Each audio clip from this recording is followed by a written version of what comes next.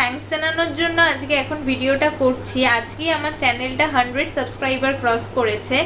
সবাইকে অনেক অনেক অনেক থ্যাঙ্কস। সবাই এইভাবেই সাথে থেকো, পাশে থেকো এবং ভালোবাসতে থেকো।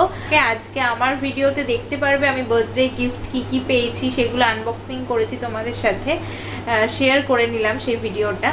তো ঠিক আছে, আজকের মতো টাটা, গুড নাইট।